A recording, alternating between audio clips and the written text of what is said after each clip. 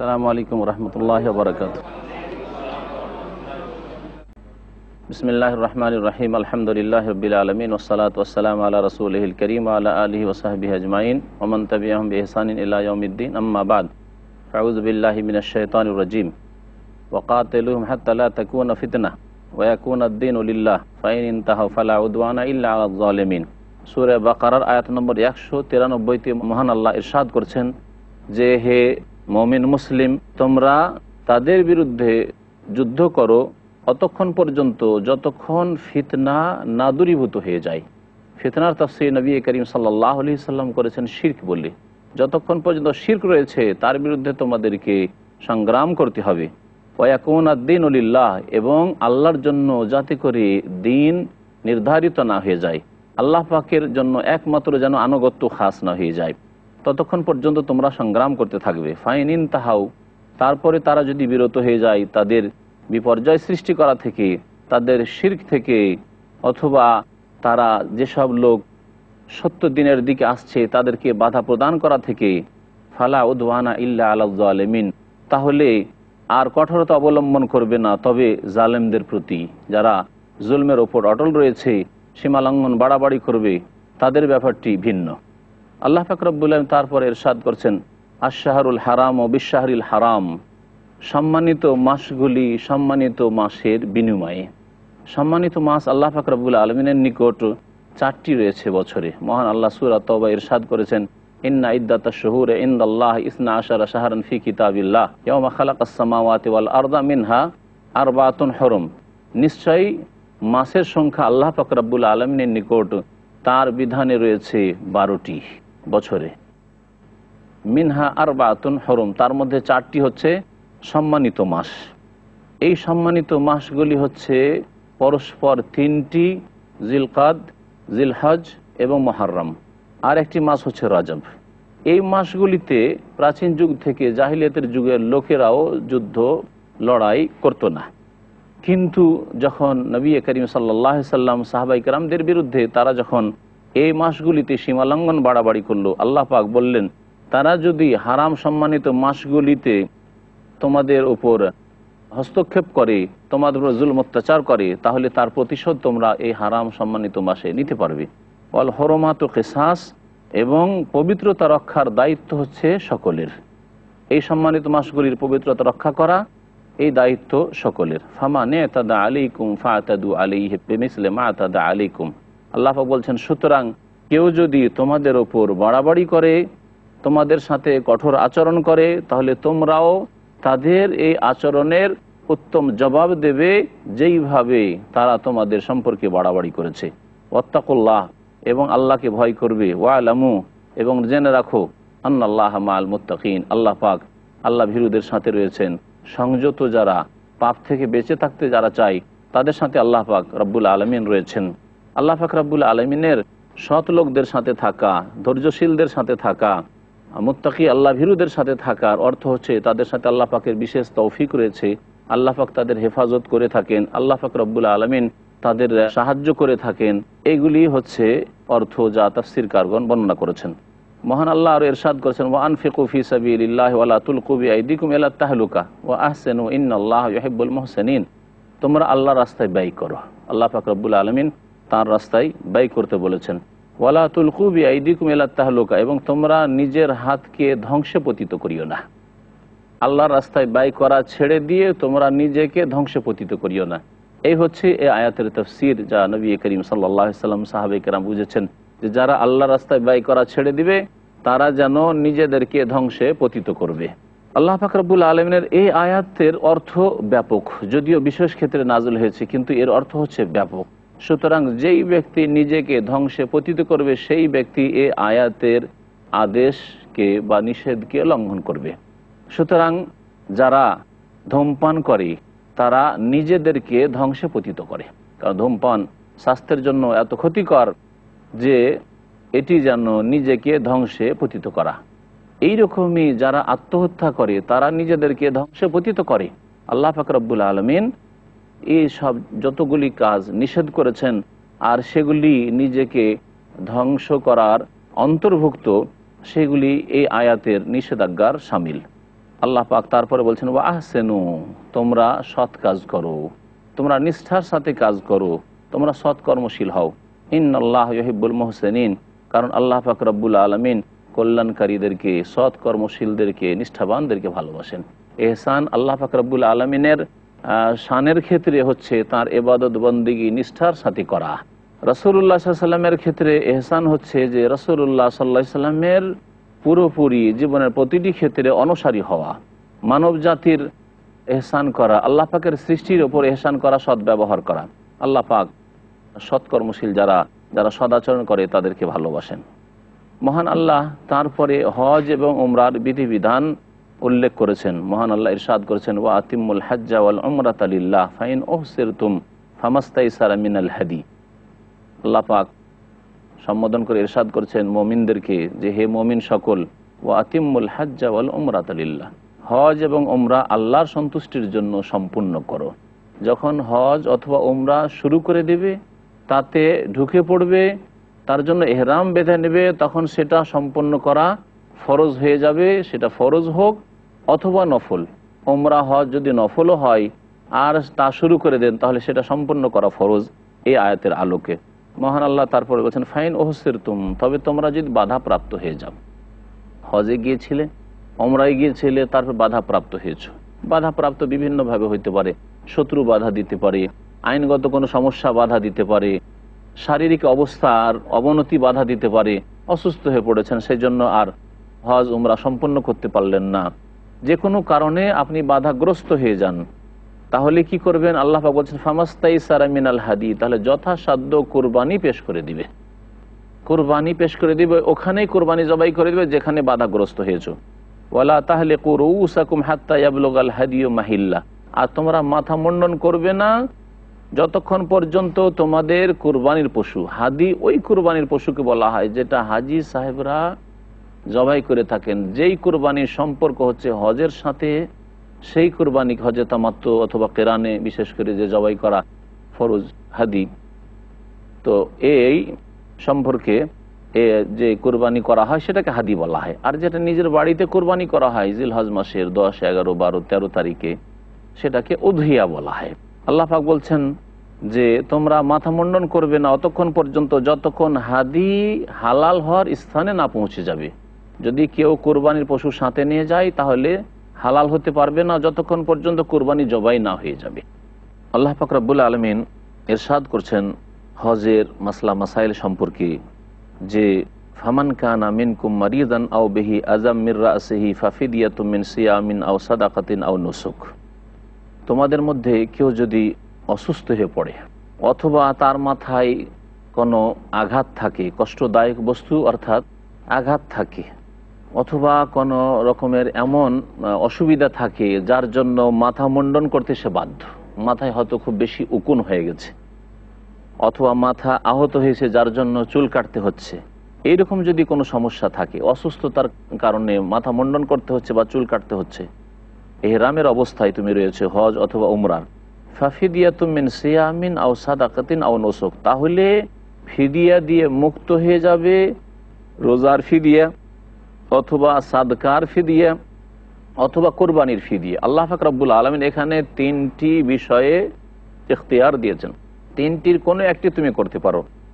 মাথা মুন্ডন করা ইহরামের অবস্থায় বা চুল কাটা, এটা হচ্ছে নিষিদ্ধ কাজ ইহরামের, হজ অথবা উমরাই হোক, ইহরামের অবস্থায় নিষিদ্ধ কাজ।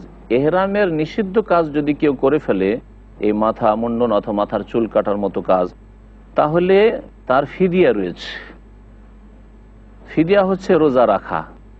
হাদিসের আলোকে তাফসীর কারগণ বলেছেন যে 3টি রোজা রাখা হচ্ছে ফিদিয়া। আল্লাহ পাক শুধু রোজার কথা বলেছেন, এর ব্যাখ্যা হচ্ছে 3টি রোজা রাখা, অথবা সাদকা করা, অর্থাৎ 3 সা 6 জন মিসকিনকে দিয়ে দিবে, 6 জন মিসকিনের খাবার দেবে, আধা সা করে অর্থাৎ 1.5 কেজি করে কাছাকাছি এক এক মিসকিনকে দেবে। অথবা কোরবানি করবে, যে কোনো কোরবানি, কমের পক্ষে একটি ছাগল অথবা গরু, উটের 7 ভাগের 1 ভাগ। আল্লাহ পাক তারপরে বলছেন ফাইজা আমিনতুম, যখন তোমরা নিরাপদ হয়ে যাবে, রাস্তায় আর কোনো বাধা নেই।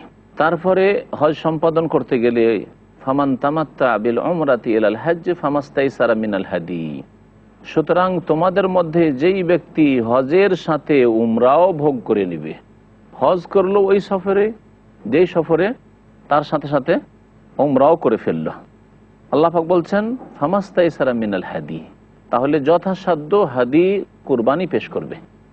হজের মৌসুমে হজের সাথে উমরা করে নিল, এটা দুইভাবে হইতে পারে। একটি হচ্ছে হজের তামাত্তুর তরিকা। হজের তামাত্তু হচ্ছে মিকাত থেকে শুধু উমরার এহরাম বাঁধলেন, তারপরে উমরার কাজগুলি সম্পাদন করলেন। আপনি প্রথম এহরাম বেঁধে গেলেন তালবিয়া পড়ে, তারপরে বাইতুল্লাহর তওয়াফ করলেন, সাফা মারওয়া সাই করলেন, মাথার চুল ছোট করলেন বা মুন্ডন করলেন, এর মাধ্যমে উমরা হয়ে গেল, হালাল হয়ে গেলেন। তারপরে 8 তারিখে যেটি তারবিয়ার দিন, সেই দিন এহরাম বেঁধে যেখানে আছেন সেখান থেকে আপনি মিনা চলে যাবেন। বাকি এখন আপনার শুরু হলো হজের কাজগুলি। এ হচ্ছে হজের তামাত্তুর সংক্ষিপ্ত নিয়ম, যার প্রথম অবস্থাটি আমি বললাম। আর হজে কিরান আরেকটি আছে, যাতে হজের সাথে উমরা করা হয়, কিন্তু মিকাত থেকে বাইরের লোকেরা মিকাত থেকে এহরাম বাঁধবে এবং দুটোর নিয়ত একসাথে করবে, হজ এবং উমরার নিয়ত একসাথে করবে। লব্বাইক উমরাতান ওয়াহাজ্জান, আল্লাহ হাজির হয়েছি উমরা এবং হজ দুটোরই নিয়তে। এইভাবে একসাথে নিয়ত করে দুটোকে একাকার করে দিয়ে একসাথে দুটোকে সম্বোধন করে বাইতুল্লাহর তওয়াফ করবে, সাফা মারওয়া সাই করবে, আর তারপরে ওই এহরামের অবস্থায় থেকে যাবে, 8 তারিখে মেনা চলে যাবে। একে কেরান বলা হয়। এই দুই অবস্থাতে হজে কেরান করুক অথবা হজে তামাত্তু করুক, এই দুই হজের ক্ষেত্রেই কুরবানি দেওয়া ওয়াজিব। ফামাস্তাইসারা মিনাল হাদি, যথাসাধ্য হাদি পেশ করবে, আল্লাহ পাক রব্বুল আলামিন বলেছেন। পক্ষান্তরে হজের তৃতীয় কিসিম হচ্ছে হজ্জে ইফরাদ বা হজ্জে মুফরাদ। এই হজ্জে ইফরাদ যদি কেউ করে, তাহলে শুধু মিকাত থেকে হজের নিয়ত করবে, আর এই হজের মৌসুমে কোনো উমরা করবে না। এই হজ্জে ইফরাদ করলে তাতে কুরবানি ওয়াজিব হবে না। আল্লাহ পাক এই বিধানটি এখানে উল্লেখ করেছেন, ফামান তামাত্তা বিল উমরাতি ইলাল হজ্জে, সুতরাং যেই ব্যক্তি হজের সাথে উমরারও ভোগ করে নেবে, ফামাস্তাইসারা মিনাল হাদি, যথাসাধ্য সে হাদি পেশ করবে। এতে আমরা হজে কিরান তামাত্তু জানতে পারলাম। আর এর বিপরীত, যাতে হজের সাথে উমরা করলাম না, সেটা হচ্ছে ইফরাদ, তাও জানতে পারলাম। এই আয়াতে তাহলে হজের প্রকরণগুলির দিকে আল্লাহ পাক ইঙ্গিত করেছেন। ফামাল্লাম ইয়াজিদ ফাসিয়ামু সালাসাতি আইয়ামিন ফিল হজ্জ ওয়া সাবআতিন ইযা রাজাতুম, কিন্তু যদি কেউ কুরবানি না করতে পারে, আর্থিক সচ্ছলতা নেই, কুরবানি করতে পারছেন না, হজে তামাত্তু অথবা কিরান করেছে, অথবা কুরবানির পয়সা আছে কিন্তু কুরবানির পশুর ব্যবস্থা নেই, তাহলে আল্লাহ পাক বলছেন যে 3টি রোজা হজের মৌসুমে রেখে আসতে হয় মক্কাতুল মুকাররমায়। ফামাল্লাম ইয়াজিদ, যেই ব্যক্তি কোরবানি পেল না, ফাসিয়ামু সালাসাতি আইয়ামিন ফিল হজ, হজে 3টি রোজা রেখে আসবে। ওয়া সাবআতিন ইযা রাজাতুম, যখন তোমরা ফিরে আসবে হজ থেকে, নিজ নিজ বাড়ি এসে 7টি রোজা রাখবে। তিলকা আশারাতুন কামিলা, এই হচ্ছে পূর্ণ 10টি রোজা। এই 10টি রোজা রাখতে হবে একটি কুরবানির বিনিময়ে। যালিকা লিমান লাম ইয়াকুন আহলুহু হাযিরিল মসজিদিল হারাম, এই বিধানটি ওই লোকদের জন্য যাদের পরিবার মসজিদে হারামের আশেপাশের বাসিন্দা নয়, অর্থাৎ মক্কার বাসিন্দা নয়। তাহলে মক্কার বাসিন্দা ইফরাদ করবে, হজ্জে তামাত্তু কিরান করবে না, একদল বলছেন। আর সঠিক হচ্ছে যে হজ্জে তামাত্তু কিরান যদিও করে তারা, তাদের কুরবানি লাগবে না। আল্লাহ পাক রব্বুল আলামিন মক্কার বাসিন্দাদের জন্য কুরবানি মাফ করে দিয়েছেন, তারা কুরবানি করবে না। ওয়াত্তাকুল্লাহ, এবং আল্লাহকে ভয় করো। ওয়ালামু, এবং জেনে রাখো, আন্নাল্লাহ শাদীদুল ইকাব, নিশ্চয়ই আল্লাহ পাক রব্বুল আলামিন কঠোর শাস্তিদাতা। মহান আল্লাহ তারপর ইরশাদ করেছেন, আল হাজ্জু আশহুরুম মালুমাত, ফামান ফারাদা ফীহিন্নাল হাজ্জ ফালা রাফাসা ওয়ালা ফুসুকা ওয়ালা জিদালা ফিল হজ্জ ওয়া মা তাফআলু মিন খাইরিন ইয়ালামুহুল্লাহ ওয়া তাযাওয়াদু ফাইন্না খায়রাজ যাদি তাকওয়া ওয়াত্তাকুনি ইয়া উলিল আলবাব। আল হাজ্জু আশহুরুম মালুমাত, হজের জানাশোনা কয়েকটি মাস রয়েছে।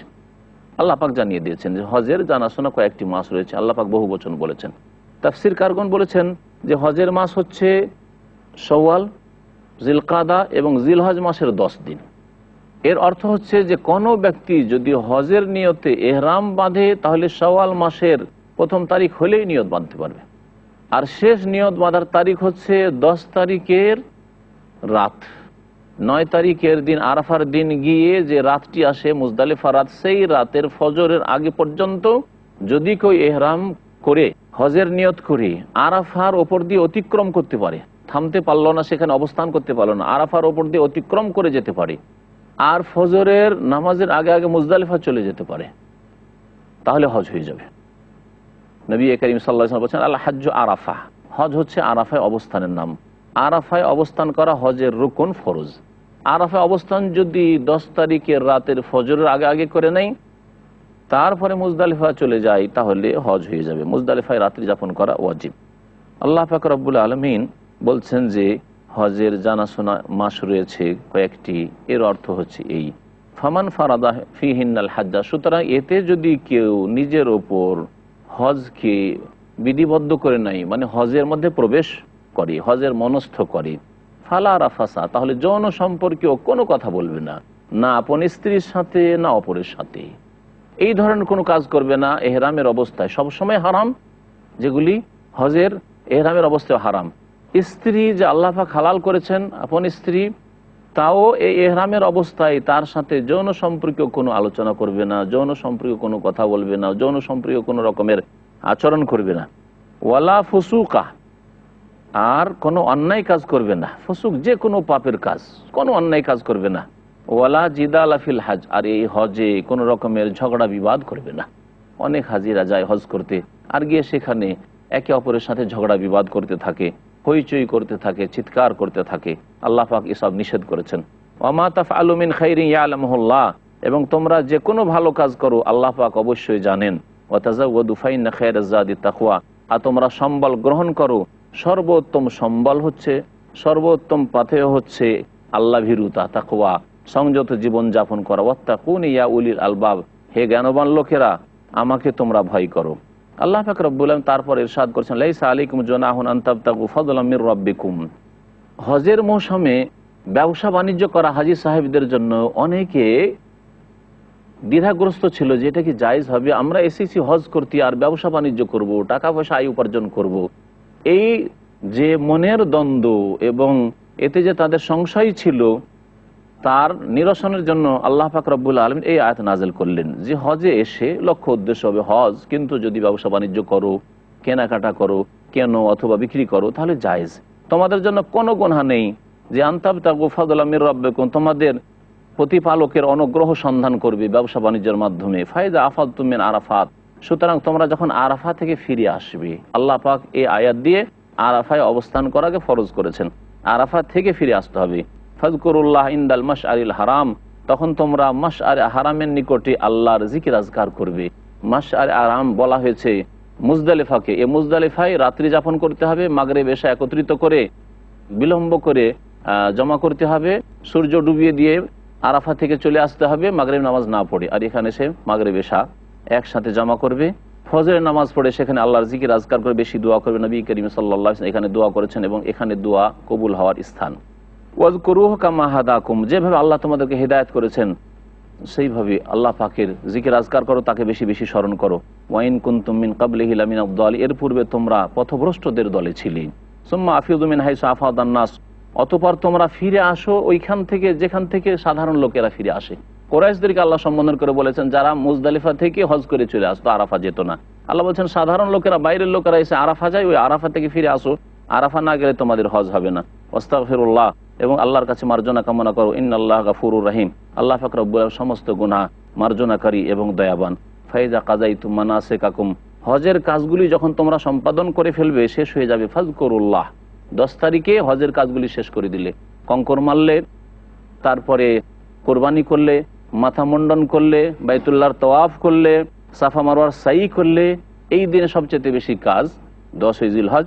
ফাজকুরুল্লাহ কা যিকরিকুম আবাআকুম, তখন আল্লাহ পাকের জিকির আজকার করো, মেনায় রাত্রি যাপন করো এবং আল্লাহ পাকের জিকির আজকার করো, যেমন তোমরা তোমাদের পূর্বপুরুষদেরকে স্মরণ করতে, আও আসাদ্দা জিকির, ওর চাইতেও বেশি আল্লাহ পাকের জিকির আজকার করো। জাহিলিয়াতের যুগের লোকেরা যখন হজ শেষ হয়ে যেত, এই মেনাতে মেলা লাগাতো, আর মেলাতে বাপদাদার পূর্বপুরুষদের খ্যাতি আর পূর্বপুরুষদের আলোচনা তারা করতো। আল্লাহ বলছেন আল্লাহ পাকের জিকির আজকার করো। ফামিনান নাস মান ইয়াকুলু রাব্বানা আতিনা ফিদ দুনিয়া ওয়া মা লাহু ফিল আখিরাতি মিন খালাক, কিছু লোকেরা আছে বলে যে আল্লাহ দুনিয়াতে দাও আর আখিরাতে তাদের জন্য কিছুই নেই। যারা শুধু দুনিয়া দুনিয়া পয়সা পয়সা করে, নেতৃত্ব, মান সম্মান, তাদেরকে আল্লাহ আখিরাতে কিছুই দেবেন না। ওয়ামিনহুম মান ইয়াকুলু, আর কিছু লোকেরা আছে যারা সত্যিকার অর্থে মুমিন, তারা বলে এই দোয়া, রব্বানা আতিনা ফিদ দুনিয়া হাসানা ওয়া ফিল আখিরাতি হাসানা ওয়া কিনা আযাবান নার। আল্লাহ দুনিয়াতেও আমাদেরকে কল্যাণ দান করো, আর পরকালেও আমাদেরকে কল্যাণ দান করো। ওয়াকিনা আযাব নার, জাহান্নামের আযাব থেকে আমাদেরকে রক্ষা করো। আল্লাহ পাক বলছেন যে উলাইকা লাহুম নাসিবুম মিম্মা কাসাবু ওয়াল্লাহু সারিউল হিসাব। আল্লাহ পাক যা কিছু তারা কর্ম করে তাদেরকে উত্তম প্রতিদান হিসাবে তাদের অংশ আল্লাহ দেবেন, এবং আল্লাহ পাক দ্রুত হিসাব তাদের গ্রহণ করবেন। ওয়াজকুরুল্লাহ ফি আইয়ামিম মাদুদাত ফামান তাআজ্জালা ফি ইয়াওমাইনি ফালা ইসমা আলাইহি ওয়া মান তাআখারা ফালা ইসমা আলাইহি লিমান ইত্তাকা ওয়াত্তাকুল্লাহ ওয়া'লামু আন্নাকুম ইলাইহি তুহশারুন। আল্লাহ পাক রব্বুল আলামিন, সমস্ত প্রশংসা যে আল্লাহ পাক রব্বুল আলামিন মুসলিম উম্মতের সচ্ছল ব্যক্তিদের উপর, যারা বাইতুল্লাহ পর্যন্ত পৌঁছিতে পারবে তাদের উপর হজ ফরজ করেছেন। সালাত এবং সালাম নাযিল প্রিয় নবী সাল্লাল্লাহু আলাইহি সাল্লামের উপর, যিনি বিদায় হজে বারবার করে বলেছেন খুযু আন্নী মানাসিকাকুম, তোমরা আমার কাছ থেকে হজের বিধিবিধান শিখে নাও। আল্লাহ পাক রব্বুল আলামিন হজের আরেকটি বিধান উল্লেখ করেছেন সূরা বাকারার আয়াত নম্বর 203, আর এই আয়াত দিয়ে হজের বিধিবিধানকে আল্লাহ সমাপ্ত করেছেন বর্ণনা করা। বাকি হজের বেশ কিছু বিধিবিধান সূরা হজে, একটি সূরার নামই হচ্ছে সূরাতুল হজ, তাতেও আল্লাহ পাক বর্ণনা করেছেন। মহান আল্লাহ ইরশাদ করেছেন ওয়াজকুরুল্লাহ ফি আইয়ামিম মাদুদা, তোমরা আল্লাহর জিকির আজকার করো, আল্লাহকে স্মরণ করো নির্দিষ্ট দিনগুলিতে, কয়েকটি নির্দিষ্ট দিনগুলিতে। আল্লাহ পাক এখানে আইয়ামি মাদুদাত বলেছেন, নির্দিষ্ট কয়েকটি দিনগুলিতে। এর তাফসীর হচ্ছে আইয়ামে তাশরিক, মিনার দিনগুলি 11, 12, 13 এই তারিখগুলিতে আল্লাহ পাক রব্বুল আলামিন তার জিকির আজকার বেশি বেশি করতে বলেছেন। তার জিকির আজকার হবে দোয়ার মাধ্যমে, তার জিকির আজকার হবে জামরাতগুলিকে পাথর মারার মাধ্যমে। জামরাতগুলিকে যখন পাথর মারবেন, প্রত্যেকটি যখন কঙ্কর নিক্ষেপ করবেন, আপনি আল্লাহু আকবার বলে কঙ্কর নিক্ষেপ করবেন। এই হচ্ছে আল্লাহ পাকের জিকির আজকার। এছাড়া প্রথম জামরা, দ্বিতীয় জামরাতে কঙ্কর মেরে দোয়া করা, এটি হচ্ছে আল্লাহ পাকের জিকির আজকার। তৃতীয় শেষ যে জামরায় কুবরা, বড় জামরা, সেখানে কঙ্কর মারার পরে নবী করিম সাল্লাল্লাহু আলাইহি ওয়াসাল্লাম থামেননি, আর সেখানে দোয়া করেননি। আল্লাহ পাক এই জিকির আজকারগুলি করতে বলেছেন, বিদাতি জিকির আজকার নয়, আর নিজের পক্ষ থেকে রচিত জিকির আজকার নয়। যেসব জিকির আজকার কোরআন এবং হাদিস দ্বারা প্রমাণিত, সেই সব জিকির আজকারের কথা আমাদেরকে স্মরণ করতে হবে এবং সেসব আমাদেরকে শিখে বাস্তবায়িত করতে হবে। আল্লাহ বলছেন যে নির্দিষ্ট দিনগুলিতে তোমরা আল্লাহ পাকের জিকির আজকার করো। ফামান তাআজ্জালা ফি ইয়াওমাইন, এই হজে মেনার দিনগুলি হচ্ছে তাশরিকের দিনগুলি 11, 12, 13। তবে কেউ যদি 2 দিনে তাড়াতাড়ি করে ফিরতে চায়, আমার কাজকর্ম আছে, অথবা 2 দিন আমি সেরে নেব, তাহলে আল্লাহ বলছেন কোনো অসুবিধা নেই। ফামান তাআজ্জালা ফি ইয়াওমাইন, সুতরাং কেউ যদি 2 দিনে তাড়াহুড়া করে ফালা ইসমা আলাইহি, তাহলে তার কোনো গুনাহ নেই। 11, 12 থাকলো, আর 12 তারিখে কঙ্কর মেরে মেনা থেকে বেরিয়ে গেল, সূর্য অস্ত হওয়ার আগে মেনা থেকে বেরিয়ে যেতে হবে, তাহলে কোনো অসুবিধা নেই। আর যদি সূর্য ডুবে যায় তাহলে রাত থাকা আবার ওয়াজিব হয়ে যাবে, কারণ মেনার রাতগুলি মেনাতে যাপন করা ওয়াজিব।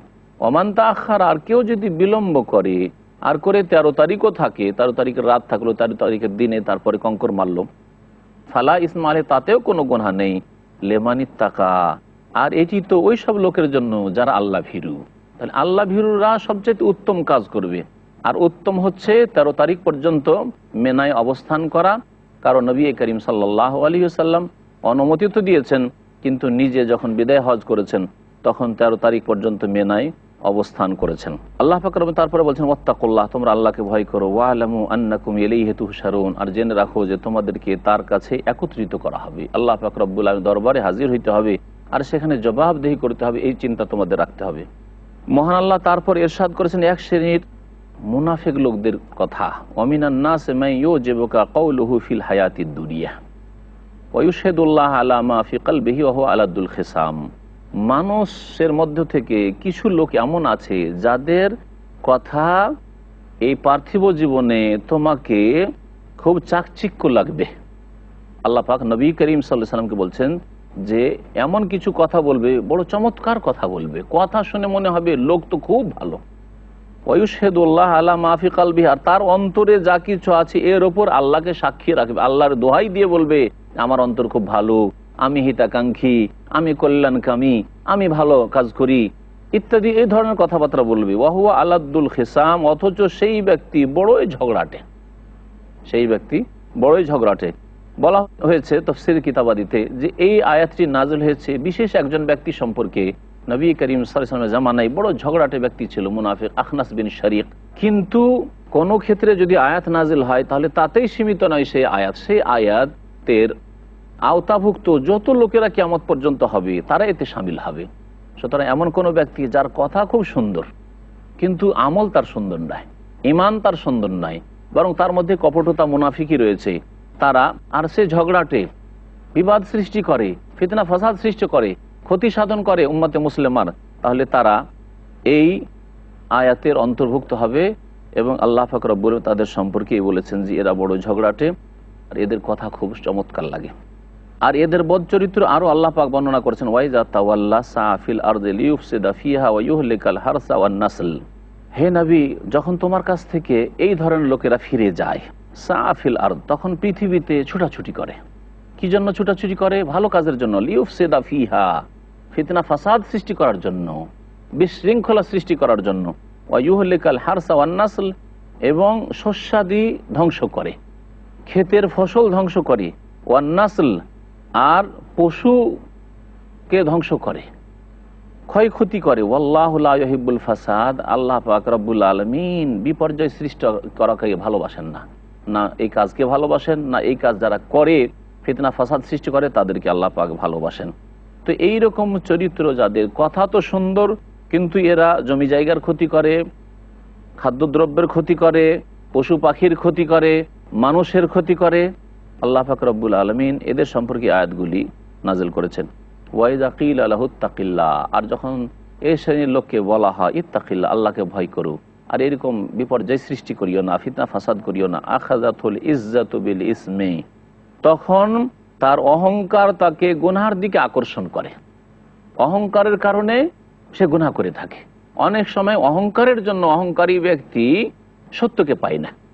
ফিরআউন তার নেতৃত্বের অহংকারে সত্যকে পায়নি, কারণ তার ধন সম্পদের অহংকারে সত্যকে পায়নি, ঈমান ইসলামকে পায়নি। এই রকমই অনেকে বিদ্যা বুদ্ধির অহংকার করতে গিয়ে সত্যকে হারিয়ে ফেলে। এই ব্যক্তি অহংকার করতে গিয়ে গুনহার দিকে আরো চলে গেল। আল্লাহ পাক বলছেন ফাহাসবুহু জাহান্নাম, সুতরাং তার জন্য জাহান্নাম যথেষ্ট। ওয়ালা বিসাল মিহাদ, আর জাহান্নাম বড়ই জঘন্য আবাসস্থল তাদের। আল্লাহ পাক রব্বুল আলামিন পক্ষান্তরে মুমিনদের কথা উল্লেখ করে বলছেন অমিনান নাস মাইয়াশি নাফসাহু ইবতিগা মারদাতিল্লাহ, আর কিছু লোকেরা ভালো আছে যারা নিজের নফসকে, নিজের প্রাণকে, নিজের জীবনকে বিক্রি করে দেয়, উৎসর্গ করে দেয় ইবতিগা মারদাতিল্লাহ, আল্লাহ পাক রব্বুল আলামিনের সন্তুষ্টি কামনার উদ্দেশ্যে, আল্লাহ পাককে রাজি করার জন্য নিজের জীবনকে উৎসর্গ করে দেয়, নিজের জান মাল সবকিছু কুরবানি করতে পারে। আল্লাহু রাউফুম বিল ইবাদ, এবং আল্লাহ পাক রব্বুল আলামিন বান্দাদের উপর অত্যাধিক দয়ালু। মহান আল্লাহ তারপরে সারা বিশ্বের সমস্ত মুমিন মুমিনাতকে সম্বোধন করে বলছেন ইয়া আইয়ুহাল্লাযীনা আমানু, হে মুমিন সকল, উদখুলু ফিস সিলমি কাফা, তোমরা ইসলামে পুরোপুরি প্রবেশ করো। তাহলে মুসলিম হইতে হবে, সত্যিকার অর্থে মুসলিম হইতে হবে। মুসলিম হইতে হলে জীবনের প্রতিটি ক্ষেত্রে ইসলামী বিধিবিধানের বাস্তবায়ন করতে হবে। আপনি শুধু দু চারটি ইসলামের কাজ করলেন আর ভাবলেন আমি মুসলিম হয়ে গেছি, শুধু নামাজ পর্যন্ত আপনার ইসলাম সীমিত, অথবা আপনার আখলাক চরিত্র পর্যন্ত ইসলাম সীমিত কিন্তু আপনার নামাজ নেই। কারণ এই শ্রেণীর মানুষ আজকাল বহু আছে। কিছু লোক আছে যাদের নামাজ আছে কিন্তু আখলাক চরিত্র নেই, আবার কিছু লোক আছে আখলাক চরিত্র বড়ই ভালো, মাতা পিতার ভালো সেবা করে কিন্তু নামাজ নেই, দিনের মূল বিষয়গুলি নেই। আল্লাহ পাক বলছেন যে উদখুলু ফিস সিলমি কাফা, ইসলামে প্রবেশ করবে, পুরোপুরি প্রবেশ করো। তারপরে জীবনের বিভিন্ন ক্ষেত্র আছে, সার্বিক ক্ষেত্রে ইসলামে পুরোপুরি প্রবেশ করতে হবে। ব্যক্তি জীবনে সত্যিকার অর্থে মুসলিম হইতে হবে, পারিবারিক জীবনে মুসলিম হইতে হবে, সামাজিক জীবনে মুসলিম হইতে হবে, বিচার বিভাগে মুসলিম হইতে হবে, রাষ্ট্রনীতির ক্ষেত্রে মুসলিম হইতে হবে, অর্থনীতির ক্ষেত্রে, রুজি রোজগারের ক্ষেত্রে মুসলিম হইতে হবে, কোথায় ব্যয় করলেন, কোথা থেকে উপার্জন করলেন, এক্ষেত্রেও মুসলিম হইতে হবে। আল্লাহ পাক বলছেন ওয়ালা তাত্তাবিউ খুতুওয়াতিশ শায়তান, আর শয়তানের পদঙ্কের তোমরা অনুসরণ করিও না। ইন্নাহু লাকুম আদুউম মুবিন, কারণ শয়তান তোমাদের প্রকাশ্য শত্রু। বারবার করে কোরআনে কারীম আল্লাহ পাক রব্বুল আলামিন শয়তানের পেছনে পেছনে চলতে নিষেধ করেছেন এবং সতর্ক সাবধান করেছেন। কারণ শয়তান এত বড় দুশমন যে আমাদের পিতা আদম আলাইহিস সালামকে জান্নাত থেকে বের করেছে, আর বাকি মানুষরা কিয়ামত পর্যন্ত যত আসবে তাদের অধিকাংশকে সে নিজের সাথে জাহান্নামে নিয়ে যেতে চায়। এর জন্য আল্লাহর কাছে ছাড় নিয়েছে। আল্লাহ পাক বলছেন তারপরে ফাইন জালালতুম মিন বাদি মা জাআতকুমুল বাইয়িনাত, তোমাদের কাছে সুস্পষ্ট দলিল প্রমাণ চলে আসার পরেও যদি তোমাদের পদস্খলন ঘটে, ফালামু, তাহলে জেনে রাখো আন্নাল্লাহ আজিজুল হাকিম, যে আল্লাহ পাক রব্বুল আলমিন সর্বজয়ী এবং প্রজ্ঞাময়। আল্লাহ পাককে কেউ হারাতে পারে না এবং আল্লাহ পাক রব্বুল আলমিন প্রত্যেকটি কথাই এবং কাজে তত্ত্ব রয়েছে, রহস্য রয়েছে। আল্লাহ পাক রব্বুল আলমিনের শরীয়তেও রহস্য রয়েছে, আর আল্লাহ পাক রব্বুল আলমিনের যে সৃষ্টিগত আদেশ নিষেধ রয়েছে, যা কিছু আল্লাহ পাক দুনিয়াতে করেন তাতেও আল্লাহ পাকের হিকমত রহস্য রয়েছে। মহান আল্লাহ তারপরে ইরশাদ করেছেন এক শ্রেণীর মানুষের কথা, যারা আল্লাহর প্রতি ঈমান নিয়ে আসতে চায় না তাদের সম্পর্কে, এবং তারা চ্যালেঞ্জ করে থাকে, হাল ইয়ানজুরুনা ইল্লা আন ইয়াতিয়াহুমুল্লাহু ফি যুলালিম মিনাল গামামি ওয়াল মালাইকাতু ওয়া কুদিয়াল আমরু ওয়া ইলাল্লাহি তুরজাউল উমুর। আল্লাহ পাক বলছেন তারা একমাত্র অপেক্ষা করে যে আল্লাহ পাক তাদের কাছে আসবেন ফি যুলালিম মিনাল গামাম, মেঘমালার ছত্রে, মেঘমালার মধ্যে আল্লাহ পাক আসবেন, আল্লাহ দেখা দিবেন, তাহলে ঈমান নিয়ে আসবেন, না দেখে ঈমান নিয়ে আসবে না। অথচ আল কোরআন হিদায়াত করবে ওই সব লোকদেরকে যারা ইউমিনুনা বিল গায়ব, না দেখে বিশ্বাস করে। যারা না দেখে বিশ্বাস করতে চায় না দিনের ক্ষেত্রে, পরকালের ক্ষেত্রে, তাদেরকে আল্লাহ পাক হিদায়াত করবেন না। কিন্তু এরা এই শর্ত লাগায় যে আল্লাহ পাক এসে দেখা দিকে আমাদেরকে, ওয়াল মালায়েকাত, এবং ফেরেশতারাও আসুক, ফেরেশতারা আল্লাহ পাকের সাথে এসে আমরা ফেরেশতাদেরকেও দেখি, ওয়া কুদিয়াল আমরু, এবং আল্লাহ পাক রব্বুল আলামিন সবকিছুর মীমাংসা করুক, মীমাংসা হয়ে যাক, মানে সত্য স্পষ্ট হয়ে যাক। আল্লাহ এসে দেখা দিয়ে দিলেন, ফেরেশতাকে দেখে নিলাম, ওয়া ইলাল্লাহি তুরজাউল উমুর। আর শুনে রাখো আল্লাহ পাকের কাছে সমস্ত বিষয় ফিরে আসবে, সব কেউ ফিরে আসবে, সকলে ফিরে আসবে, আর সবকিছু আল্লাহ পাকের কাছে ফিরে আসে। প্রত্যেকটি বস্তু আল্লাহ পাকের কাছে ফিরে, দুনিয়া খালি হয়ে যাবে, এই পৃথিবী আল্লাহ পাক রব্বুল আলামিন একমাত্র পৃথিবীর মালিক থাকবেন এবং ধ্বংস করবেন।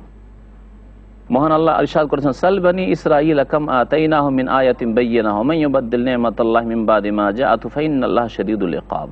আল্লাহ পাক বনি ইসরাঈলদের কথা এই আয়াতে উল্লেখ করেছেন যে বনি ইসরাঈলদেরকে জিজ্ঞাসা করো, এই ইহুদিদেরকে জিজ্ঞাসা করো, কাম আতাইনাহুম মিন আয়াতিন বায়্যিনাহ, তাদেরকে কত শত আমি সুস্পষ্ট নিদর্শন দিয়েছি, কত মুজিজা মূসা আলাইহিস সালামের সাথে পাঠিয়েছি, আর কত নিয়ামত তাদেরকে দিয়েছি। আল্লাহ পাকের অনুগ্রহ, আল্লাহ পাকের নিয়ামত আসার পরেও যদি কেউ তা পরিবর্তন করে দেয়, ফাইন্নাল্লাহ শাদীদুল ইকাব, তাহলে জেনে রাখা উচিত যে আল্লাহ পাকের আযাব বড়ই কঠোর, আল্লাহ পাকের শাস্তি বড়ই শক্ত। মহান আল্লাহ তারপরে ইরশাদ করেছেন, যুয়্যিনা লিল্লাযীনা কাফারুল হায়াতুদ দুনিয়া ওয়া ইয়াসখারুনা মিনাল্লাযীনা আমানু ওয়াল্লাযীনা ইত্তাকাউ ফাওকাহুম ইয়াওমাল কিয়ামাহ ওয়াল্লাহু ইয়ারযুকু মান ইয়াশাউ বিগাইরি হিসাব। কাফেরদের জন্য দুনিয়াকে সুশোভিত করা হয়েছে। যুয়্যিনা লিল্লাযীনা কাফারু, যারা আল্লাহকে অস্বীকার করেছে, পরকালকে অস্বীকার করেছে, যারা দুনিয়ামুখী, তাদের জন্য পার্থিব জীবনকে সুন্দর করে সাজিয়ে পেশ করা হয়েছে। দুনিয়ায় ভালো লাগে তাদেরকে, পাপে ডুবে থাকতে ভালো লাগে। ওয়া ইয়াসখারুনা মিনাল্লাযীনা আমানু, আর মুমিনদের সাথে তারা ঠাট্টা বিদ্রুপ করে। মুমিন মুসলিমরা যদি ইসলামিক লেবাস পরে ঠাট্টা বিদ্রুপ করে, দাড়ি রাখে তাহলে তাদেরকে ঠাট্টা মজাক করে, তারা যদি নামাজ পড়ে তাহলে ঠাট্টা মজাক করে। এগুলি হচ্ছে কাফেরের চরিত্র। ওয়াল্লাযীনা ইত্তাকাউ ফাওকাহুম ইয়াওমাল কিয়ামাহ, তবে জেনে রাখো যারা আল্লাহকে ভয় করেছে, যারা সংযত জীবনযাপন করেছে মুমিন, তারা তাদের উপরে থাকবে কিয়ামতের দিনে, শ্রেষ্ঠত্ব আল্লাহ দান করবে, জান্নাতে রাখবেন। আর এদেরকে যারা দুনিয়ার চাকচিক্যে পড়েছিল এবং কুফরি করেছে, তাদেরকে আল্লাহ জাহান্নামে নিক্ষেপ করবেন। আল্লাহু ইয়ারযুকু মান ইয়াশাউ বিগাইরি হিসাব, আল্লাহ যাকে ইচ্ছা বিনা হিসাবে রিজিক দান করে থাকেন। আল্লাহ পাক রব্বুল আলামিন ইরশাদ করছেন সূরা বাকারা আয়াত নম্বর 213-তে, কানান নাস উম্মাতান ওয়াহিদা ফাবাসাল্লাহু নবিয়্যিনা মুবাশশিরিন ওয়া মুনযিরিন ওয়া আনজালা মাআহুল কিতাবা বিল হক লিয়াহকুমা বাইনান নাস ফীমা ইখতালাফু ফীহি। আয়াতটি বড় লম্বা রয়েছে। আল্লাহ পাক বলছেন মানব জাতি একটি জাতি ছিল। কানান নাস উম্মাতান ওয়াহিদা, মানব জাতি একটি উম্মত ছিল, একটি জাতি ছিল, অর্থাৎ একই পন্থার উপর ছিল, সবাই আল্লাহর তাওহীদ একত্বের উপর ছিল, আল্লাহ ছাড়া কারো ইবাদত করতো না। আর এত ধর্ম আর এত মতবাদ আর এত পন্থা ছিল না, একটি রাস্তার উপর মানুষ জাতি ছিল। সকলে আদম আলাইহিস সালাম থেকে শুরু করে নূহ আলাইহিস সালামের পূর্ব পর্যন্ত এক দিনের ওপর তাওহীদের উপর ছিল। তারপরে শয়তান বিভ্রান্ত করে নূহ আলাইহিস সালামের জাতিকে প্রথম শিরকে নিমজ্জিত করে, আর তারা প্রতিমা পূজা শুরু করে। ফাবাস আল্লাহুন নবিয়্যিন, তখন আল্লাহ পাক রব্বুল আলামিন নবীগণকে প্রেরণ করলেন তাদের হিদায়াতের জন্য, মুবাশশিরিন ওয়া মুনযিরিন, সুসংবাদ দাতা করে আর সতর্ককারী করে, যে তোমরা যদি তাওহীদের দিকে ফিরে আসো, তাওহীদকে প্রতিষ্ঠা করো, তাহলে তোমাদের জন্য সুসংবাদ রয়েছে। আর তোমরা যদি শিরকে লিপ্ত হও, পাপে লিপ্ত হয়, তাহলে তোমাদেরকে সতর্ক সাবধান করছি জাহান্নাম থেকে, আল্লাহর আযাব থেকে, দুনিয়া এবং আখিরাতের শাস্তি থেকে। ওয়া আনজালা মাআহুল কিতাবা বিল হক, এবং আল্লাহ পাক তাদের সাথে সত্য নিয়ে কিতাব প্রেরণ করলেন। লিয়াহকুমা বাইনান নাস ফীমা ইখতালাফু ফী, যেই ব্যাপারে তারা মতনৈক্য করেছে সেসব ক্ষেত্রে মানুষের মাঝে যাতে করে নবীগণ ফয়সালা করেন, যে হক ফয়সালা আল্লাহ পাক রব্বুল তাদের মাধ্যমে চূড়ান্ত ফয়সালা করে দেন, এই জন্য যে কোনটি হক কোনটি বাতিল। ওয়া মাখতালাফা ফীহি ইল্লাল্লাযিনা উতুহু মিন বাদি মা জাআতহুমুল বায়িনাত, এবং তারা যে ইখতিলাফ করেছে, আল্লাহ পাক বলছেন ওয়া মাখতালাফা ফীহি ইল্লাল্লাযিনা উতুহু, যাদেরকে কিতাব দেওয়া হয়েছিল তারা যে ইখতিলাফ করেছে তাদের কাছে সুস্পষ্ট দলিল প্রমাণ চলে আসার পর। আল্লাহ পাক এখানে ইহুদিদের দিকে ইঙ্গিত করে বলেছেন, ইহুদিদেরকে আল্লাহ পাক কিতাব দিয়েছিলেন তাওরাত, এবং তাতে নবী সাল্লাল্লাহু আলাইহি ওয়াসাল্লাম ভবিষ্যৎবাণী ছিল, তা সত্ত্বেও তারা ইখতিলাফ করেছে এই দ্বীনে ইসলামের সাথে, নবী করিম সাল্লাল্লাহু আলাইহি ওয়াসাল্লামের রিসালাতের সাথে। সুতরাং নবী সাল্লাল্লাহু আলাইহি ওয়াসাল্লামের প্রতি তারা ঈমান নিয়ে আসেনি। কেন? বাগিয়াম বাইনাহুম, আপোষের শত্রুতার কারণে, শত্রুতা হিংসা বিদ্বেষের কারণে। ফাহাদাল্লাহুল্লাযিনা আমানু লিমাখতালাফু ফীহি মিনাল হাক্কি বিইযনিহি, অতঃপর আল্লাহ পাক ওই সব লোকদেরকে হিদায়াত দান করলেন যারা ঈমান নিয়ে এসেছিল, লিমাখতালাফু ফীহি মিনাল হক, হক থেকে সত্য থেকে যে তারা ইখতিলাফ করেছিল ওই সব ব্যাপারে আল্লাহ পাক রব্বুল আলামিনের ইচ্ছায় বিইযনিহি। আল্লাহু ইয়াহদি মান ইয়াশাউ ইলা সিরাতিন মুস্তাকিম, এবং আল্লাহ পাক যাকে চান তাকে সহজ সরল পথের দিক নির্দেশনা দিয়ে থাকেন। মহান আল্লাহ তারপরে বলছেন যে যারা ঈমান নিয়ে আসবে মনে করবে না যে শুধু ফুলের বাগানে থাকবে, মনে করবে না যে শুধু সুখ আর সুখ চাই, মুমিন হয়েছে মানে আল্লাহ পাক দুনিয়াতেই সব কিছু দিয়ে দিবেন, কোনো কষ্ট করতে হবে না, আর খুব সহজে জান্নাত হাসিল করে নেবে। ব্যাপারটি এইরকম নয়। আসলে মহান আল্লাহ বলছেন আম হাসিবতুম আন তাদখুলুল জান্নাহ, তোমরা কি এই ধারণা করেছো যে জান্নাতে সহজে চলে যাবে, এমনিতে চলে যাবে? আল্লাহ পাক রব্বুল আলামিনের এই জান্নাত অত্যন্ত মূল্যবান, সুতরাং তার কিছু মূল্য পেশ করতে হবে, তার জন্য কিছু কোরবানি করতে হবে, তার জন্য কিছু ত্যাগ স্বীকার করতে হবে। মহান আল্লাহ বলছেন ওয়ালাম্মা ইয়াতিকুম মাসালুল্লাযিনা খালাউ মিন ক্বাবলিকুম, অথচ তোমাদের কাছে এখনো ওই রকম বিপদ আপদ আসেনি যা তোমাদের পূর্বের জাতি যারা চলে গেছে তাদের উপর এসেছিল। তাদের উপর কি রকমের মুসিবত এসেছিল, কি রকমের বিপদ আপদ এসেছিল? মাসসাতহুমুল বাসা, তাদেরকে অভাবে স্পর্শ করেছিল, অভাব, পেটে খাবার নেই, তারপরে তারা দিনকে মজবুত করে ধারণ করেছে, আম্বিয়া এবং রাসূলগণ যে দিন নিয়ে এসেছিলেন। ওয়াদ-দাররা, এবং তাদেরকে ব্যাধি রোগ স্পর্শ করেছে, বিভিন্ন রকম বালা মুসিবত এসেছে, ব্যাধি এসেছে, তারপরেও তারা ধৈর্য ধারণ করেছে। ওয়াজুলজিলু, এমনকি তারা প্রকম্পিত হয়েছে, এমন বিপদ আপদ এসেছে যে আর টিকা যাবে না। যেমন ভূমিকম্প হলে মানুষ পালাতে শুরু করে যে আর থাকা যাবে না, ঠিক তেমনি এমন জীবনে অশান্তির অবস্থা হয়েছে যে তারা প্রকম্পিত হয়েছে। হাত্তা ইয়াকুলার রাসূল ওয়াল্লাযিনা আমানু মাহু, এমনকি রাসূল এবং তার সাথে যারা ঈমান নিয়ে এসেছিলেন তারা বলতে বাধ্য হইতেন যে আর কতদিন ধৈর্য ধারণ করব, মাতা নাসরুল্লাহ, আল্লাহর সাহায্য কখন আসবে? আলা, আল্লাহ পাক বলছেন শুনে রাখো, ইন্না নাসরাল্লাহি করিব, আল্লাহর সাহায্য অতি নিকটে রয়েছে, কিন্তু তোমরা তাড়াহুড়া করছো। আল্লাহ পাক রব্বুল আলামিন পরীক্ষা করেন। দেখুন নবী করিম সাল্লাল্লাহু আলাইহি ওয়াসাল্লাম মাত্র 23 বছরের জীবনে 13 বছর নির্যাতিত থাকলেন, দুর্বল থাকলেন, মক্কায় অসহায় থাকলেন, অনেক জুলম অত্যাচার বরদাস্ত করতে হইল। তারপরে মদিনা যেতেই অবস্থা পরিবর্তন হয়ে গেল। মাত্র 8 বছর মদিনায় থাকলেন, আর তারপরে আবার মক্কায় ফিরে আসছেন সসম্মানে এবং বিজয়ী পুরুষ হয়ে। নবী করিম সাল্লাল্লাহু আলাইহি ওয়াসাল্লাম কোনো মানুষের ওপর সে মক্কা বিজয় এসে কোনো রকমের আক্রমণ করেননি। এইভাবে আল্লাহ পাক রব্বুল আলামিন সম্মানিত করেছেন। আলা ইন্না নাসরাল্লাহি করিব, নিঃসন্দেহে আল্লাহ পাকের সাহায্য অত্যন্ত নিকটে রয়েছে। মাত্র কত বছর? 13 বছর আর 8 বছর, কত হয়? 21 বছর। 21 বছর মধ্যে আল্লাহ পাক দ্বীনকে এত শক্তিশালী করে দিলেন, মুসলিমদেরকে আল্লাহ পাক এত সম্মানিত করে দিলেন যে আর আরব, মক্কা, মদিনা, হেজাজে কোনো মুশরিক, কোনো বহুত্ববাদী খুঁজে পাওয়া যায় না। আল্লাহ পাক রব্বুল আলামিন এইভাবে সাহায্য করবেন যদি আমরা আল্লাহর দ্বীনের সাহায্য করি। ইন তানসুরুল্লাহ ইয়ানসুরকুম, আল্লাহ বলছেন তোমরা যদি আল্লাহর দ্বীনের সাহায্য করো আল্লাহ পাক তোমাদের সাহায্য করবেন। ওয়া ইউসাব্বিত আকদামাকুম, আর তোমাদের পাকে সুদৃঢ় করবেন। মহান আল্লাহ তারপরে আরেকটি বিষয় সম্পর্কে ইরশাদ করেছেন, ইয়াসআলুনাকা মাযা ইউনফিকুন, আল্লাহ পাক বলছেন ইয়াসআলুনাকা মাযা ইউনফিকুন। লোকেরা জিজ্ঞাসা করলো নবী করিম সাল্লাল্লাহু আলাইহি সাল্লামকে একবার যে তারা কি খরচ করবে আর কাকে দেবে, দান খেরাত যে করব আর কি দান করব আর কাকে দেব। আল্লাহ পাক রব্বুল আলামিন জবাব বলছেন, কুল, হে নবী বলে দাও, মা আনফাকতুম মিন খাইরিন, যে কোনো কল্যাণ তুমি খরচ করো, যে কোনো মাল ধন সম্পদ ব্যয় করো। নবী করিম সাল্লাল্লাহু আলাইহি ওয়াসাল্লাম একটি হাদিস রয়েছে, ইত্তাকুন নারা ওয়ালাউ বিশিক্কি তামারা, জাহান্নামের আগুন থেকে আত্মরক্ষা করো, বাঁচার চেষ্টা করো, যদিও খেজুরের একটি অংশ দিয়ে হোক না কেন। তো আল্লাহ পাক বলছেন যা কিছুই খরচ করবে কল্যাণ থেকে, ফালিল ওয়ালিদাইনি, তা প্রথম মাতা পিতার জন্য। তাহলে আল্লাহ পাকের হকের পরে মাতা পিতার হক আল্লাহ পাক রেখেছেন। ওয়াল আকরাবিন, এবং আত্মীয় স্বজনদের জন্য। আর সবচাইতে নিকটতম আত্মীয় স্বজন মাতা পিতার পরে হচ্ছে ছেলে মেয়েরা, ভাই বোনেরা, স্ত্রী। ওয়ালিয়াতামা, এবং ইয়াতিম ওয়ানাথদের জন্য খরচ করবে, যারা বাল্য জীবনে বাবাকে হারিয়ে ফেলেছে, এরা হচ্ছে ইয়েতিম। এদের লালন পালনে বড়ই সওয়াব রয়েছে। নবী করিম সাল্লাল্লাহু আলাইহি সাল্লাম জামানত নিয়েছেন, দায়িত্ব নিয়েছেন ওই ব্যক্তির জন্য যেই ব্যক্তি ইয়েতিমের লালন পালন করবে। আনা ওয়া কাফিলুল ইয়াতিমে কাহাতাইনি, নবী করিম সাল্লাল্লাহু আলাইহি ওয়াসাল্লাম বলছেন আমি এবং ইয়াতিমের যে দেখাশোনা করবে, ইয়াতিমের ভরণ পোষণের যে দায়িত্ব নেবে, সেই ব্যক্তি আমার সাথে কিয়ামতের দিনে এইভাবে কাছাকাছি থাকবে জান্নাতে। আল্লাহ পাক যেন আমাদেরকে ইয়াতিমদের লালন পালন করার তৌফিক দান করেন। ওয়াল মাসাকিন, এবং দরিদ্রদের তাতে হক রয়েছে, দরিদ্রদেরকে দান করো। অবনিস সাবিল, যারা মুসাফির এবং রাস্তা খরচ নেই তাদেরকে দান করো। ওমা তাফআলু মিন খাইরিন ফাইন্নাল্লাহু আলিম, যে কোনো কল্যাণের কাজ তোমরা করবে আল্লাহ সে সম্পর্কে সম্যক জ্ঞানী।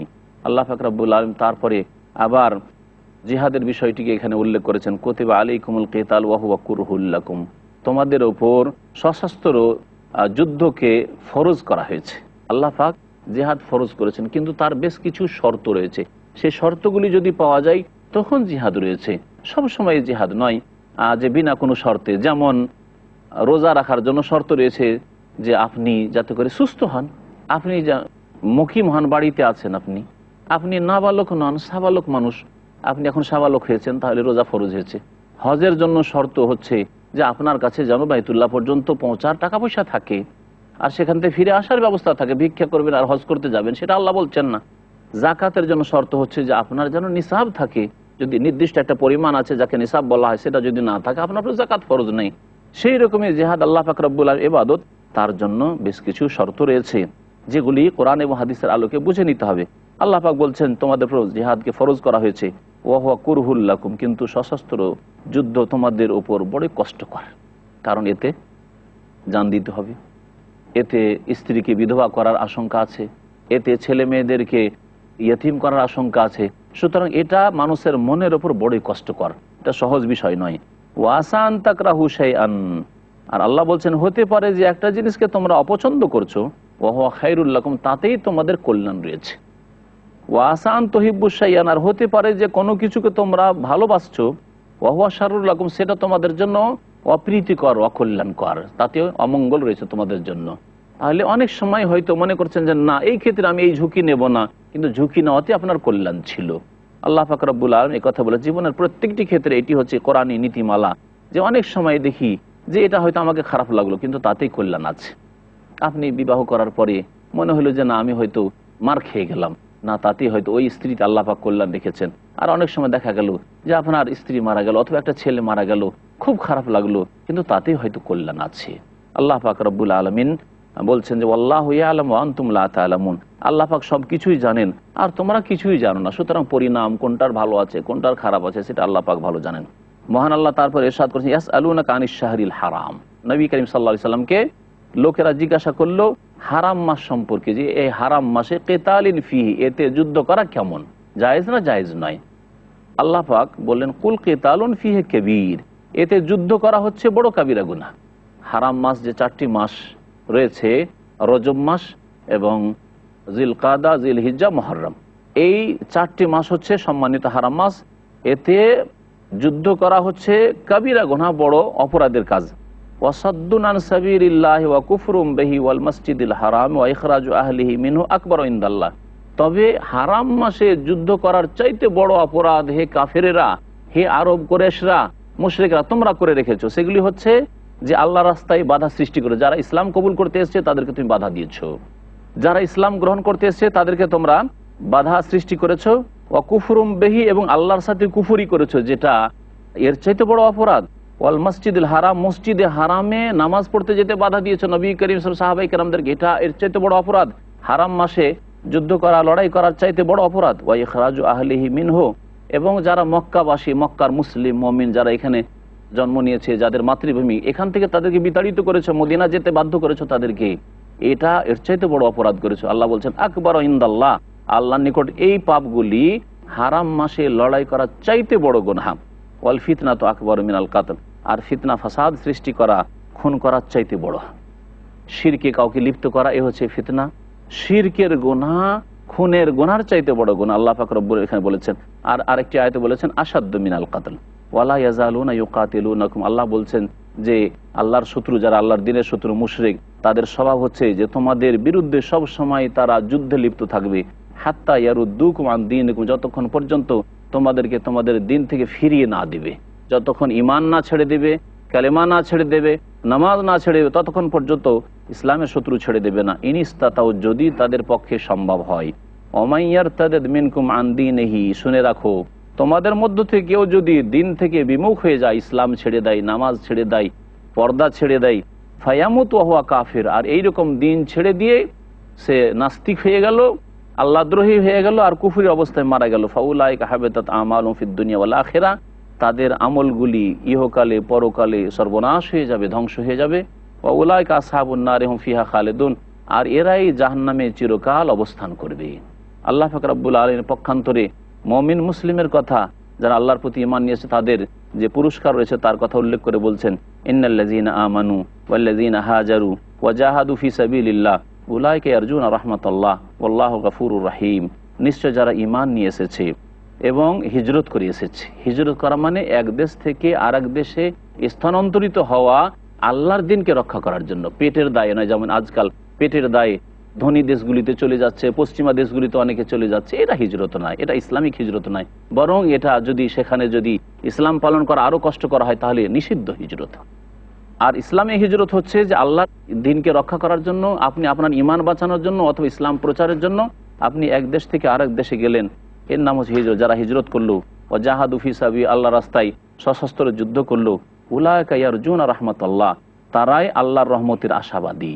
যারা আল্লাহর দিনের জন্য মেহনত করবে, প্রচেষ্টা চালাবে, খেদমত করবে, দিনের দাওয়াতের কাজ করবে, এরাই আল্লাহর রহমতের আশা রাখতে পারে। আল্লাহু গফুরুর রহিম, আল্লাহ পাক রব্বুল আলামিন সবকিছু মার্জনাকারী, সমস্ত গুনাহ মাফ করেন, এবং আল্লাহ পাক রব্বুল আলামিন অত্যন্ত দয়াবান। আল্লাহ পাক রব্বুল আলামিন যেন আমাদেরকে দিন শিখার এবং তার প্রতি চলার তৌফিক দান করেন। আল্লাহ পাক আমাদের গুনাহ খাতা যেন মাফ করে দেন। সুবহান রাব্বিকা রব্বিল ইজ্জাতি আম্মা ইয়াসিফুন ওয়া সালামুন আলাল মুরসালিন ওয়ালহামদুলিল্লাহি রাব্বিল আলামিন।